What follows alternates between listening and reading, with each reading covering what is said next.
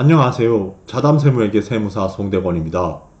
지난 1990년대 이후로 대한민국 교육의 고질적인 병폐라고 할 수 있는 입시 위주의 교육제도와 학벌주의 사회 풍토 등에 대한 문제의식을 바탕으로 기존 제도권 교육의 한계를 극복하기 위한 교육의 성격을 가진 대한학교와 홈스쿨링 등의 이른바 대한교육 운동의 흐름이 면면하게 이루어져 왔습니다.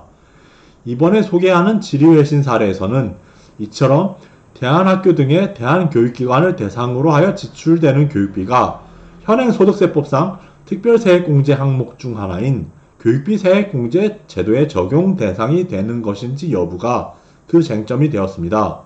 참고로 이 대한교육기관과 관련하여 현행 대한교육기관에 관한 법률 제2조에서는 제1항에서는 대한교육을 개인적 특성과 필요에 맞는 다양한 교육 내용 및 교육 방법을 통하여 개개인의 소질과 적성 개발을 목적으로 하는 학습자 중심의 교육을 말한다고 정의하고, 이어서 제2호에서는 초중등교육법 제4조에 따른 인가를 받지 아니하고 이 법 제5조에 따라 등록하여 대한교육을 실시하는 시설, 법인 또는 단체를 말한다고 각각 규정하고 있습니다. 지리외신 사례의 사실관계를 살펴보면 사례의 대한교육기관은 1에서 12학년까지를 운영하고 학생은 초, 중, 고등학교에 해당하는 과정을 같은 기관에서 이수한다고 하며, 지난 2022년 7월 8일에 대한교육기관에 관한 법률 제5조에 따라 등록을 완료하였다고 합니다.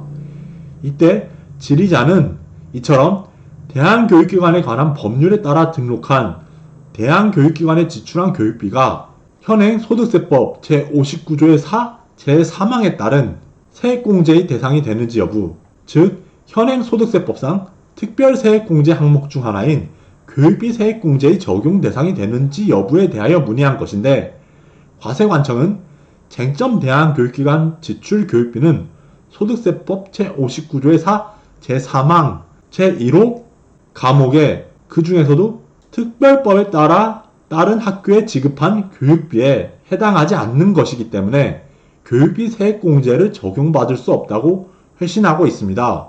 조세법 규정의 해석 방법이 대원칙 중 하나로 엄격 해석 원칙이란 것이 있습니다. 이 엄격 해석 원칙이란 일단 조세법규는 원칙적으로 법 문헌에 충실하게 해석해야 한다는 것을 말한다고 하는데, 이 엄격 해석 원칙은 결국 조세법 규정은 가능한 한 문헌에 따라 해석해야 한다는 의미로 이해하면 될 듯하다고 합니다.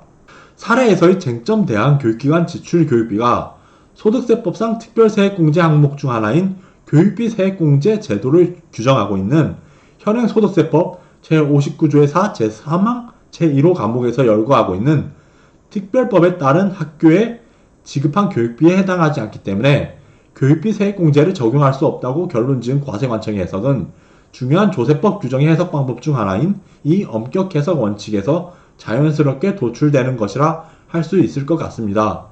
이상으로 자담세무에게 세무사 송대건이었습니다. 감사합니다.